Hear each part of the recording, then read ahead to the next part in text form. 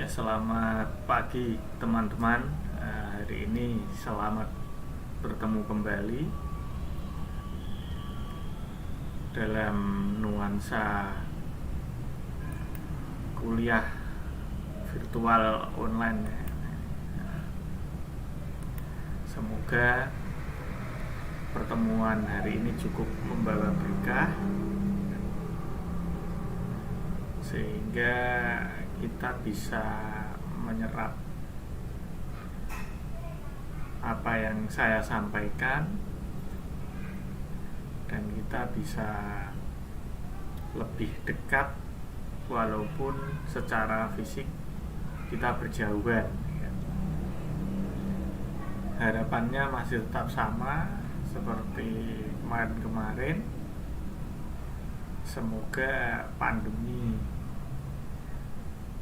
COVID-19 ini cepat berlalu, kita bisa bertatap muka, kita bisa saling mengenal antara satu dengan yang lain, kita bisa berinteraksi sehingga menambah relasi, menambah wawasan, dan menambah teman, tentunya agar persahabatan dan persaudaraan kita semakin erat. Nah, hari ini saya ingatkan kembali untuk presensi di Siakat, karena kehadiran tercatat hanya melalui Siakat Stekom. Kebetulan hari ini pertemuan yang keempat, jadi masih materi ringan-ringan.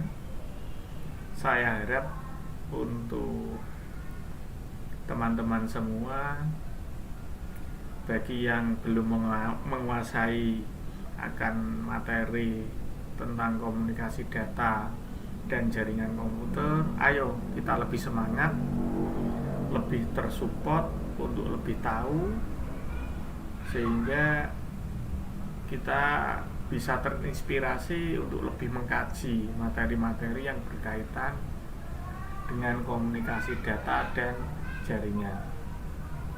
Bagi yang sudah tahu, mungkin saya mohon maaf karena yang saya sampaikan terlalu dasar, terlalu mudah,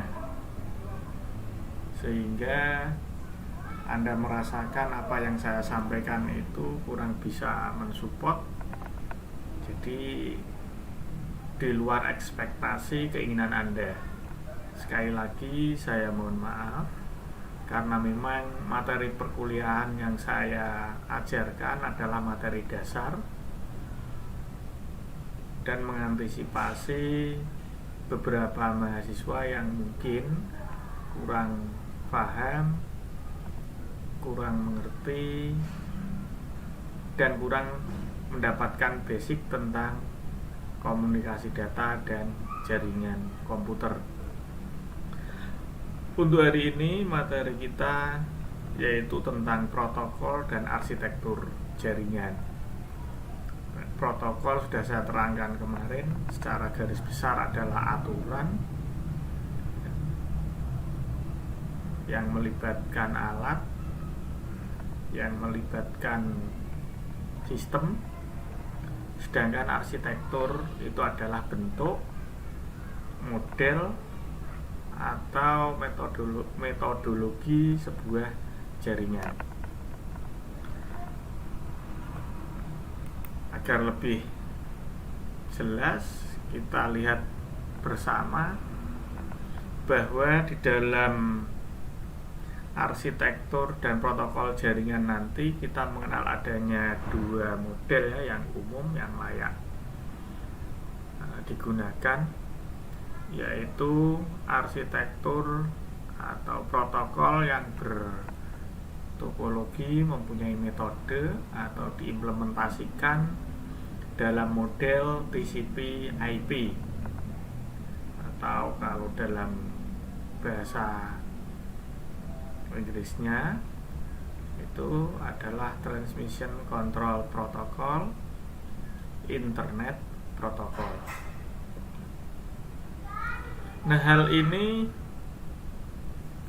seiring dengan kebutuhan akan jaringan, maka protokol TCP/IP ini yang sering digunakan dalam praktek di lapangan dibanding dengan protokol OSI. Jadi nanti protokol itu ada dua, OSI sama TCP/IP. Nah, perbedaan keduanya nanti bisa dilihat di slide akhir virtual hari ini. Yang jelas saya terangkan dulu untuk model protokolnya, yang model TCP/IP seperti apa, yang OSI seperti apa. Jangan kebalik ISO ya. Jadi antara OSI dengan ISO itu berbeda. Kalau OSI itu adalah sebuah protokol atau arsitektur protokol suatu jaringan komputer tentunya ya, yang berasal dari kalimat Open System Interconnection. Sedangkan kalau ISO itu adalah sebuah sertifikat yang didapatkan atas kelayakan sebuah organisasi atau istilahnya dalam melakukan sesuatu hal itu mendapatkan sebuah pengakuan, itu ISO. ISO berasal dari kalimat International Standard Organization. Jadi kalau OSI itu Open System Interconnection, berkaitan dengan arsitektur dan protokol jaringan, sedangkan ISO itu berkaitan dengan sertifikasi yang akan diperoleh berkaitan dengan sebuah organisasi. Nah, untuk yang ISO tidak kita bahas karena tidak ada kaitannya dengan kita. Yang kita bahas adalah OSI nanti ya. Dimana pada arsitektur dan protokol jaringan yang sering digunakan di ranah implementasi itu adalah TCP/IP. Nah, TCP/IP ini bermula untuk apa? Yaitu untuk bisa melakukan komunikasi data itu secara menyeluruh. Tentunya komunikasi ini dilakukan oleh dua alat atau lebih. Nah, komunikasi ini tidak akan mungkin bisa berjalan, tidak akan mungkin terlaksana kalau tidak adanya aturan. Makanya aturan-aturan itu harus dibuat. Nah, aturan itu dibuat untuk siapa? Tentunya untuk pengirim dan penerima, atau untuk source dan untuk target atau destination. Nah, jadi target itu kadang-kadang tertulis destination, atau untuk pemancar dan penerima, atau dalam bahasa Inggris itu nanti kalau pemancar biasanya disebut transmit atau transmitter, kalau penerima itu disebut receive atau receiver, baik secara alfabet maupun sintaks. Nah, hal ini itu mengkiblat atau terilhami oleh komunikasi yang dilakukan oleh manusia. Jadi protokol arsitektur itu dibuat untuk bisa melakukan komunikasi sepenuhnya antara dua alat. Nah, aturan itu diterapkan pada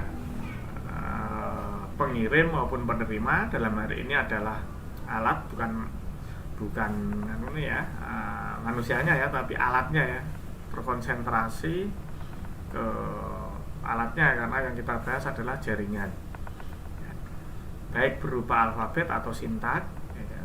Itu bisa berupa data ya, kalau alfabet atau sintaks. Nah, hal ini terjadi terilhami oleh komunikasi yang dilakukan manusia. Itu konsep dari sebuah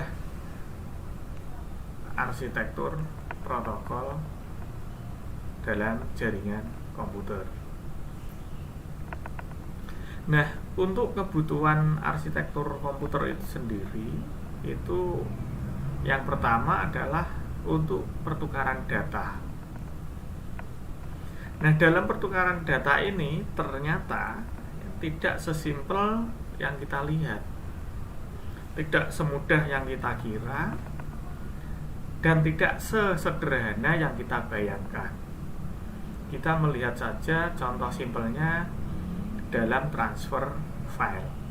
Ternyata dalam transfer file itu melibatkan beberapa komponen.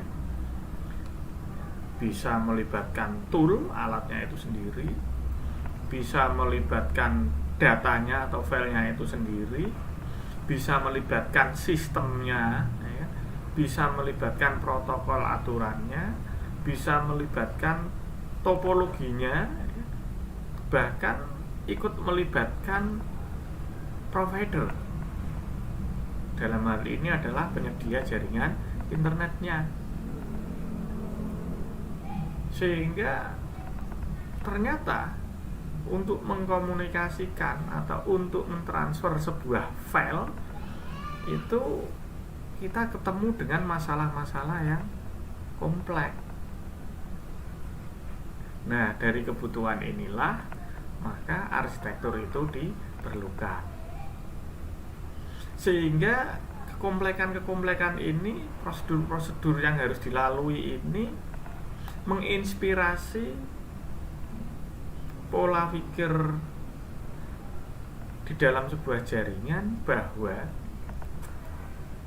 untuk mengirim, untuk bisa menerima suatu data, ya, alangkah lebih baiknya jika pekerjaan-pekerjaan yang diinstruksikan ke dalam sebuah sistem jaringan itu dibagi menjadi beberapa sub atau tasnya pekerjaannya, ya. Tas itu bahasa Inggris, ya. Pekerjaannya tadi dibagi menjadi beberapa bagian pekerjaan, dipecah-pecah. Sehingga apa? Sehingga nanti bisa mempermudah, bisa mempercepat dalam sebuah komunikasi data. Nah, diharapkan dengan pemecahan pekerjaan ini bisa dilaksanakan secara terpisah dalam layer-layer yang ada pada suatu stack. Nah, stack atau tumpukan layer, ya, itu nanti kaitan eratnya tadi dengan arsitektur protokol suatu jaringan. Nah, dalam melaksanakan pengiriman, penerimaan, ya, beberapa bagian yang sudah dipecah-pecah tadi, ya, bagiannya dipecah menjadi sub-bagian. Setiap layer atau setiap lapisan itu menyediakan fungsi yang dibutuhkan untuk melakukan komunikasi data dengan layer yang lain atau layer di atasnya. Sehingga misalkan layer pertama itu tugasnya adalah mengambil, nah dia bisa mengkomunikasikan dengan layer yang diambil. Kemudian layer kedua itu memecah, maka dia bisa mengkomunikasikan pada layar pertama tadi yang diambil secara keseluruhan, sehingga pecahan-pecahan itu bisa terrecord sesuai dengan kebutuhan dan seterusnya. Terus kemudian bisa menggunakan fungsi yang disediakan layar di bawahnya. Kalau layar pertama tadi mengambil secara keseluruhan, maka dari layar satu ini bisa menggunakan fungsi layar kedua, yaitu untuk memecah data yang diambil secara menyeluruh sehingga terpecah menjadi beberapa bagian. Sehingga apa? Sehingga layer peer itu berkomunikasi dengan menggunakan protokol. Intinya di sini, layer peer berkomunikasi menggunakan protokol. protokol itu apa? Suatu set aturan yang diberikan untuk mengkomunikasikan data. Nah, set aturan itu bisa berupa tool, bisa berupa sistem, ya, bisa berupa aturan-aturan yang lain. Nah ini kok slide-nya malah terlalu cepat ini. Nah, sehingga dalam protokol jaringan nanti ada elemen-elemen yang harus diperhatikan, ya, yaitu sintaknya. Sintak itu format data, jadi sintak model ya, model sintaknya, format datanya seperti apa, ya, mau dimodel seperti apa, karena untuk sintak ini bermacam-macam, ada banyak, ya kan? Ada banyak model. Nah, lalu yang menentukan dan yang mengelola elemen-elemen ini siapa?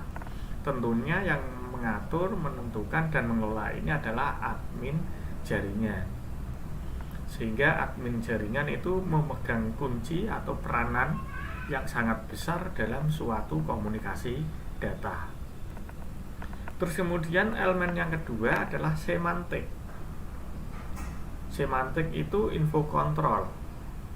Ya. Nah, info kontrol di sini termasuk juga nanti di dalamnya adalah penanganan sebuah kesalahan atau error handling. Kalau ada collision atau tabrakan data, apa yang harus dilakukan, bagaimana dalam mengatasi solusinya, itu namanya semantik, error handling. Terus sistem pengirimannya mau dibuat seperti apa, ya kan? Besar datanya mau dibuat seberapa, ya. Terus yang ketiga adalah waktu. Waktu ini berkaitan dengan speed pencocokan dan pengurutan. Tasnya tadi kan dipecah-pecah, ya, dalam mengirim pekerjaan, ya, dalam mengirim data, datanya atau tasnya tadi dipecah-pecah. Nah, waktu yang diperlukan dalam elemen kunci protokol ini adalah kecepatan pencocokan dan pengurutannya. Sehingga dalam mengintegrate data lagi itu tidak dibutuhkan waktu yang lama. Nah, berapa Pak waktu efektivitas atau rata-rata atau seringnya waktu yang dibutuhkan dalam sebuah komunikasi data? Nah, ini kalau kita membicarakan waktu, efektivitas, rata-rata kecepatan, mau tidak mau kita harus menyinggung tentang sistem operasi. Nah, di dalam sistem operasi nanti ada namanya manajemen proses. Nah, di manajemen proses itulah kita bisa mengenal atau mengetahui efektivitas waktu yang diperlukan dalam memecah maupun mengintegrasikan suatu data. Karena apa? Karena di sana nanti ada metodologi khusus. Jadi ada model-modelnya. Kalau kita menggunakan model ini, sistemnya seperti apa? Kalau kita menggunakan metode seperti ini, itu hasilnya seperti apa? Itu ada Gantt chart-nya. Bahkan di sana nanti bisa kita lihat secara rinci. Turnaround time-nya berapa, average time-nya berapa, arrival time-nya berapa, boost time-nya berapa, itu bisa kita cari di sana. Nah, kebetulan materi kita kan tidak mengarah ke sana. Nah, materi kita hanya secara globalnya adalah waktu, di mana waktu ini berkaitan dengan kecepatan pencocokan dan pengurutan. Nah, terus berikutnya, arsitektur protokol TCP/IP itu pertama kali itu dikembangkan oleh militer Amerika dalam sebuah riset, ya, atau penelitian atau riset project, ya, itu di bawah langsung Kementerian Pertahanan, ya, langsung disubkan ke militer. Saat itu dikenal dengan istilah DARPA, ya, atau Defense Research Project Agency. Nah, untuk jaringan switching paketnya, ya, itu adalah ARPANET.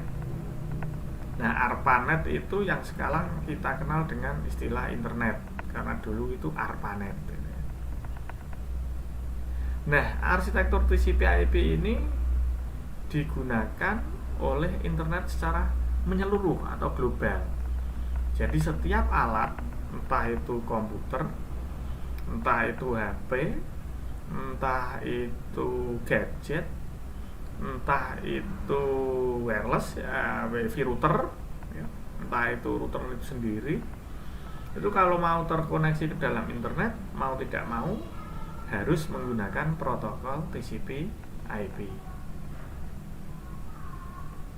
Nah, walaupun ya, suite protokolnya ini terdiri dari koleksi yang sangat besar ya, tapi ya, tetap protokol TCP/IP ini adalah harus bersifat standar.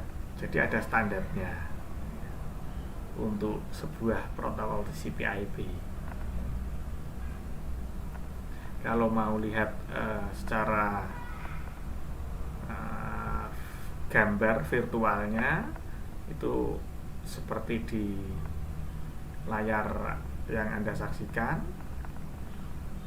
Asumsinya kita berada pada sebuah arsitektur jaringan yang sederhana, komputer X dan komputer Y.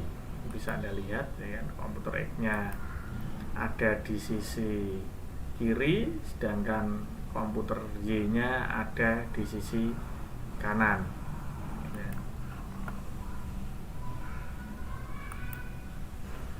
Bisa dilihat komputer Y-nya, komputer X-nya itu kedua komputer itu saling berkomunikasi ya. Jadi antara komputer X dan komputer Y itu berkomunikasi menggunakan jaringan cloud, dimana pada layer yang paling atas itu dalam box itu ya, saya gambarkan dalam box itu adalah file transfer application. Jadi untuk mengirim dan menerima data dalam file transfer application nanti kita menggunakan beberapa instruksi. Jadi file transfer command, ada beberapa perintahnya. Terus kemudian box yang paling tengah itu adalah communication service module. Jadi untuk menghubungkan, merelasikan antara satu alat dengan alat yang lain dengan menggunakan communication related message. Terus box yang paling bawah itu adalah network access module. Jadi pada network access module ini kita akan terhubung pada jaringan cloud, di mana pada jaringan cloud itu terjadi communication network atau jaringan komunikasi. Nah, baik untuk yang sisi kanan dan sisi kiri itu terhubung ke communication network itu melalui network interface logic. Jadi dia bisa mengkomunikasikan antara satu sisi kanan dengan satu sisi kiri melalui network interface logic dalam communication network. Ini arsitektur sederhananya seperti itu. Lalu balik lagi ke layar TCP/IP. Dalam layar TCP/IP itu tidak ada model yang resmi ya, perlu digarisbawahi ini ya. Dalam layar TCP/IP tidak ada model yang resmi. Walaupun demikian ya, dalam layar TCP/IP itu tetap digunakan dalam satu kesatuan. Nah, dalam satu kesatuan apa? Dalam satu kesatuan layar-layar seperti yang ada di bawah itu. ada layar aplikasi, ya. Ada host to host atau layar transportasinya, ada layar internetnya, ada layar akses jaringannya, terus ada layar fisiknya. Nah, satu kesatuan ini ya, yang digunakan dalam layar TCP/IP. Nah, dalam penggunaan ini itu tidak ada model yang resminya seperti apa, nggak ada. Cuman layar-layarnya ini yang akan digunakan. Sekarang kita lihat satu-satu, ya kan? Diawali dari layar fisiknya dulu. Kita lihat. Ternyata layar fisik dalam protokol TCP/IP itu berkaitan dengan interface. Ya. Interface yang ada di komputer maupun interface yang ada di jaringan. Nah, handling dari layar fisik ini itu berkaitan dengan karakteristik media transmisi. Jadi dia menangani masalah karakteristik media transmisi. Ya. Dia berkaitan erat dengan tingkat sinyal. Jadi nanti sinyalnya itu poor, ya, excellent, good, ya, itu di-handling atau dicakup dalam layar fisik. Terus berkaitan dengan kecepatan data. Datanya cepat, sedang, atau lambat. Nah, di sini saya belum membicarakan kbps ya. Ini kecepatan data. Kalau nanti membicarakan dengan kbps itu ada di bandwidth.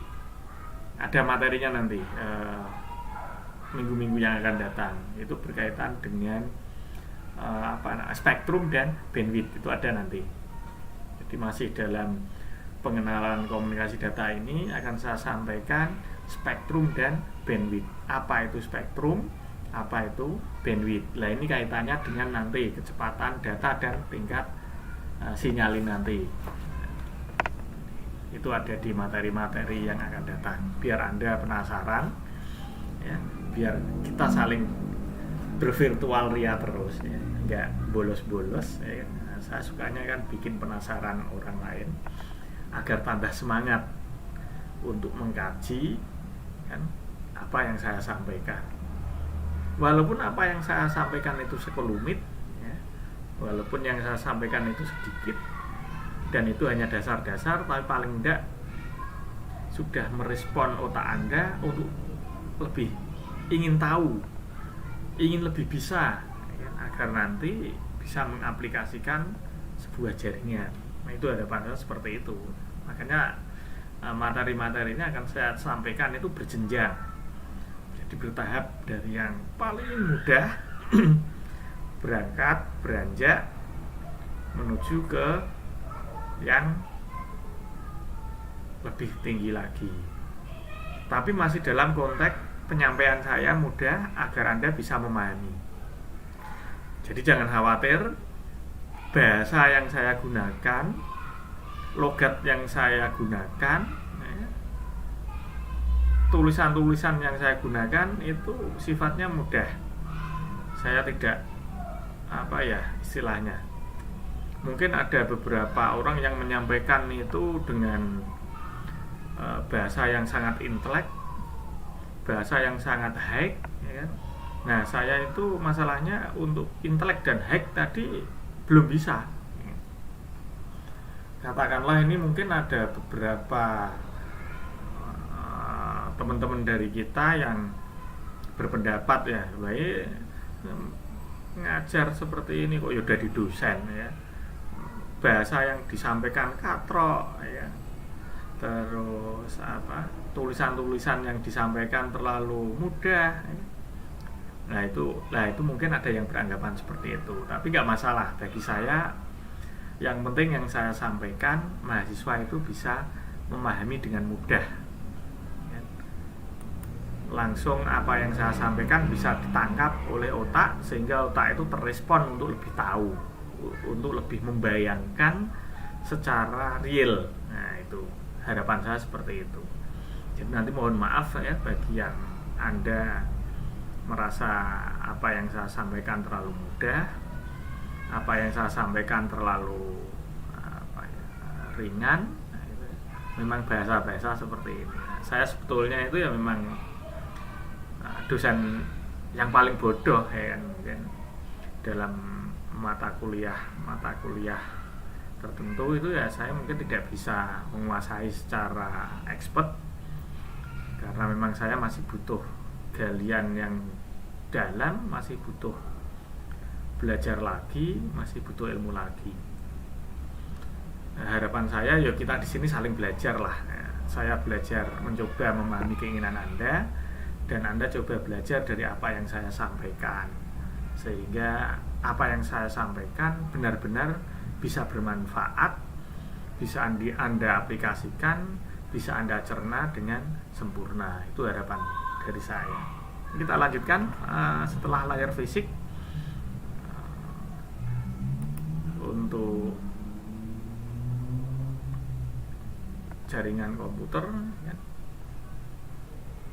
Kita masuk ke layar akses jaringan. Jadi layar fisik itu katakanlah layar yang paling bawah atau layar yang paling atas, ya terserah lah nanti ya. Tapi ya kalau di dalam buku-buku itu biasanya kalau layar fisik itu masuknya layar yang paling bawah. Layar yang paling atas itu biasanya layar application atau layar state application atau lapisan aplikasi, biasanya seperti itu. Tapi dalam mengilustrasikan tingkatan protokol ini kita bebas, mau kita taruh di atas boleh, mau kita taruh di bawah boleh. Yang jelas ada layar fisik, di mana layar fisik itu menghandle tadi ya. Kemudian ada layar jaringan. Layar jaringan ini akan menangani pertukaran data antar sistem. Nah, pertukaran data antar sistem ini berkaitan erat dengan penyediaan alamat tujuan. Jadi, ketika kita mengirimkan paket, tentunya sebelum paket itu kita kirimkan, alamat tujuan itu harus kita pegang dulu. Paket ini mau saya kirim kemana? Nah, yang menyediakan, yang menghandle, yang menangani masalah penyediaan alamat tujuan ini adalah layar akses jaringan atau layar network gitu ya. Terus kemudian pada layar ini menerapkan layanan, sudah menerapkan prioritas atau skala priority. Jadi yang mana yang akan saya dahulukan, yang mana yang akan saya pending, yang mana yang akan saya sampaikan. Nah, layanan-layanan tertentu ini tentunya berkaitan dengan metode sistem pengiriman data. Nah, metode sistem pengiriman model gaya untuk akses jaringan ini akan dibentuk dan akan diakses ke dan data routing antar jaringan, dihandle oleh routing, dihandle oleh router.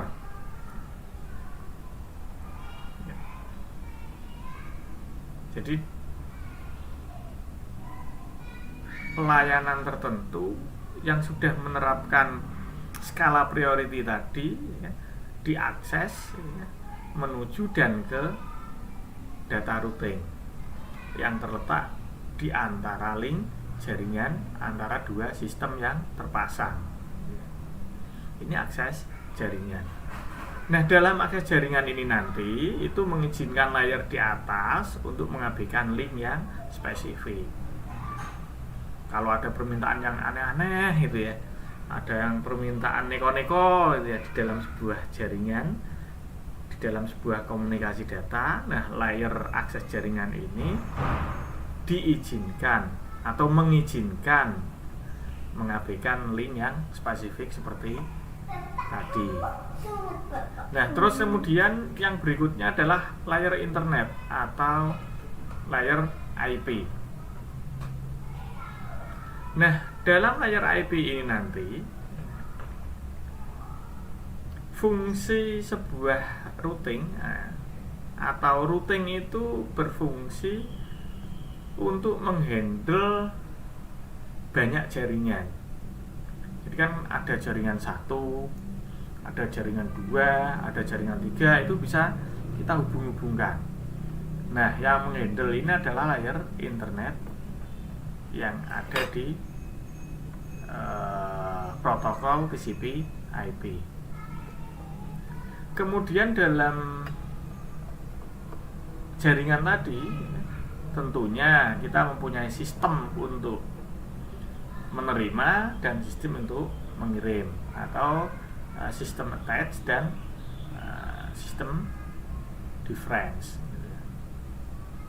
Nah, pada layar internet ini sudah menggunakan protokol IP. Jadi protokol IP ini sudah kita gunakan. Nah, Pak, cara menggunakannya seperti apa?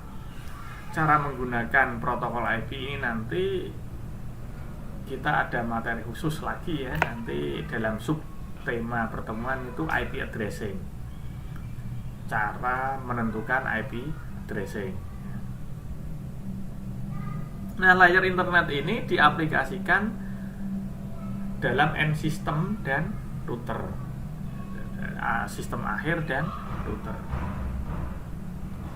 Nah, router seperti saya bilang tadi, dia akan menghubungkan minimal 2 jaringan, minimal ya.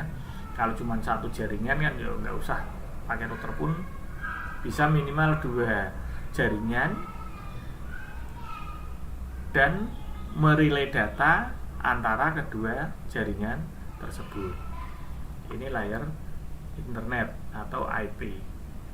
Nah, secara garis besar layar internet tadi bisa Anda lihat pada gambar yang ada, di mana yang atas itu ada angka 0, 4, 8, 14, 16, 19 sampai 31. Itu nanti itu berkaitan erat dengan IP addressing ya, bit-bit yang berkaitan dengan pengalamatan IP, di mana nanti bitnya itu terdiri dari 32 digit yang dinotasikan dalam bentuk desimal. Terus bawahnya itu ada versi ya. Terus kemudian bawahnya lagi identifiernya, flag, fragment, terus time to life-nya, protokol, header checksum-nya, terus source address-nya, destination address, terus access plus padding ya. Jadi itu untuk IP versi 4 itu secara garis besar model layer internetnya seperti itu. Loh, kok ada versi 4 Pak? Apakah ada versi yang lain? Ada. Dalam dunia jaringan nanti kita mengenal pengalamatan IP itu ada yang model versi 4, ada yang model versi 6. Nah, itu perbedaannya apa? Nanti ya kan? Sabar dulu. Kita lihat satu-satu ya, kita lihat secara berurutan ya. Yang penting kita bersabar. Materi itu akan saya sampaikan di materi-materi berikutnya. Untuk materi hari ini cukup yang saya sampaikan itu tentang arsitektur dan protokolnya.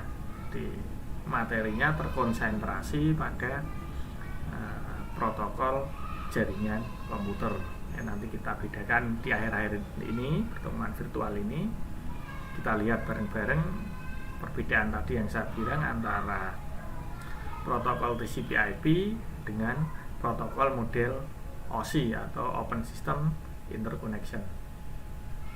Kalau kira-kira Anda masih kurang paham dengan apa yang saya sampaikan, kurang jelas dengan apa yang saya berikan, mohon untuk menyampaikan keluhan Anda melalui live chatting.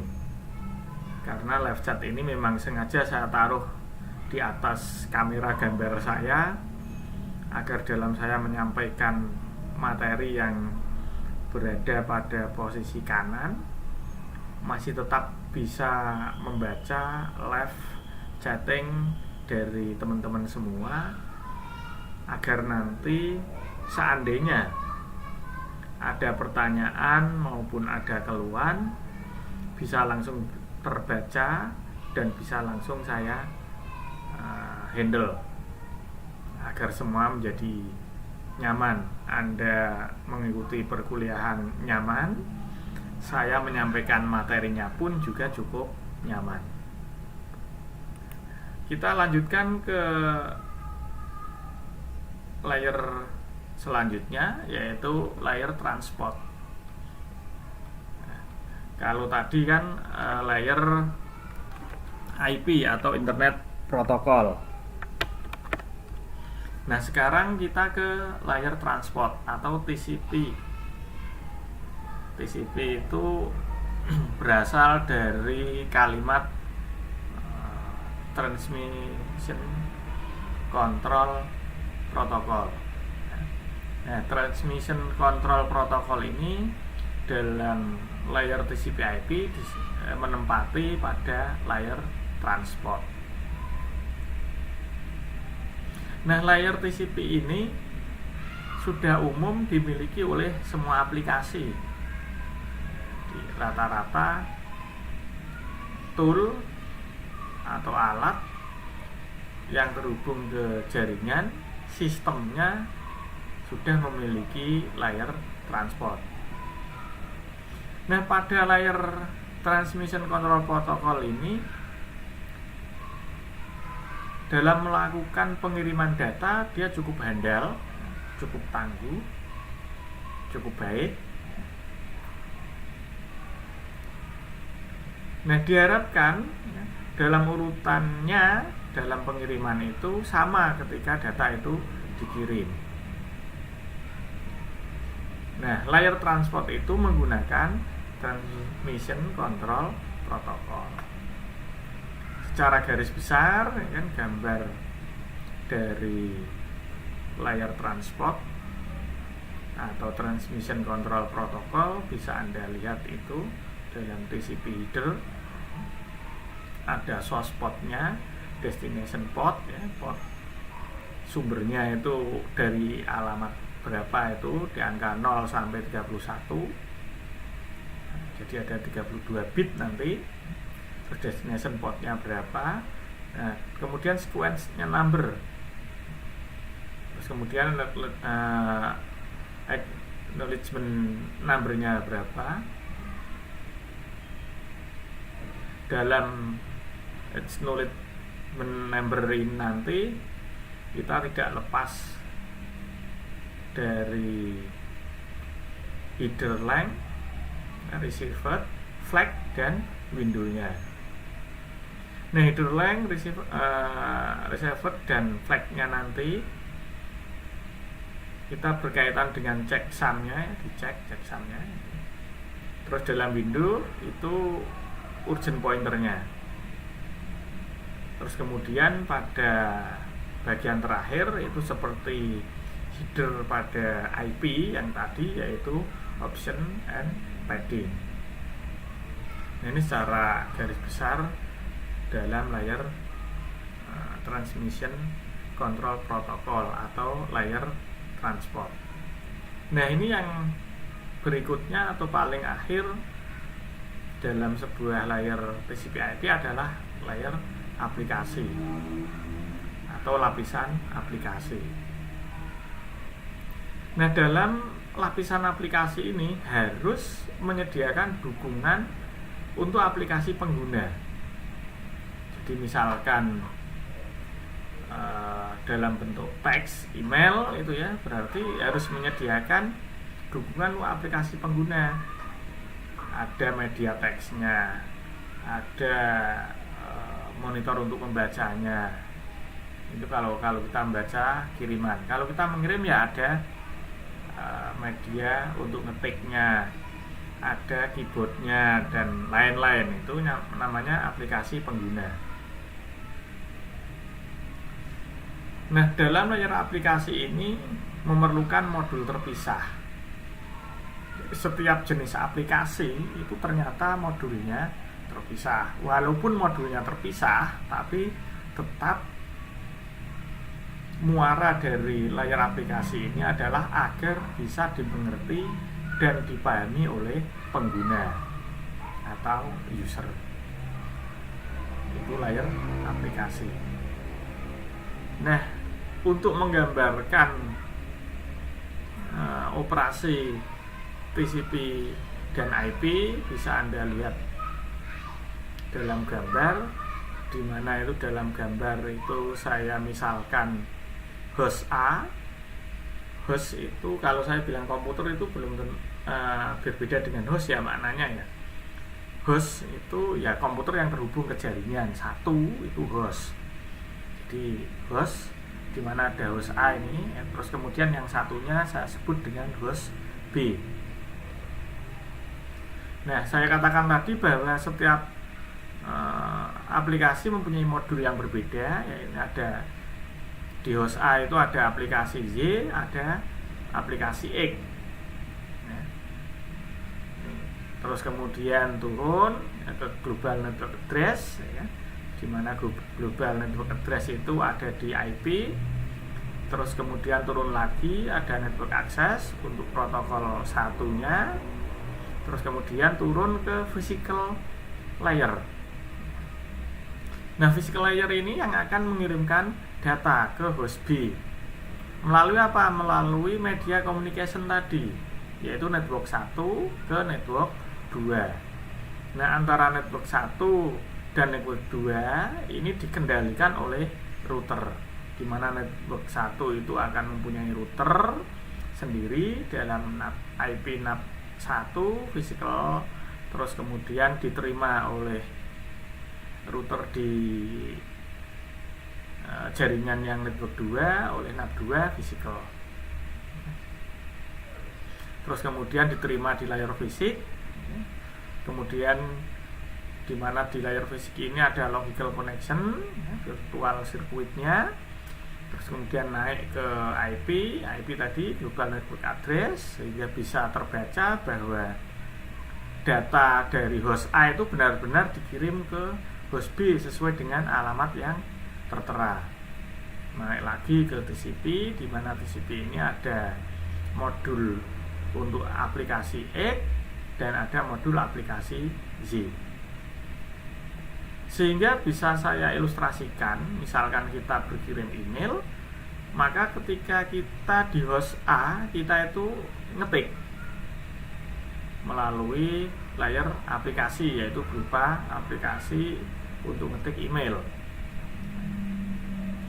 Terus ketika kita ingin mengirim, maka kita kirim send.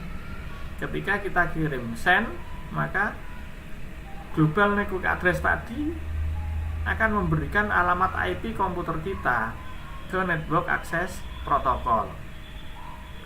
Setelah network access protokol keluar, akan ketemu dengan router, akan ketemu dengan layar fisik, akan ketemu dengan konsentrator, switch, hub. Terus kemudian dia keluar melalui media transmisi. Nah, media transmisi ini saya gambarkan network 1 berupa cloud, di mana ini bisa nanti media transmisi menggunakan nirkabel maupun kabel. Kemudian dalam cloud ini nanti ditangkap oleh physical layer yang ada di jaringan kedua atau host B-nya. Setelah ditangkap, maka dia akan masuk ke network access protokol. Setelah masuk ke network access protokol, ya kan, terus kemudian dia dikirim ke IP, ya kan, di mana di IP ini dicocokkan, ya, benar nggak dari host A ini dikirim ke saya, host A-nya nomornya berapa, saya di alamat berapa. Kalau ini benar, maka dilanjutkan ke layar TCP.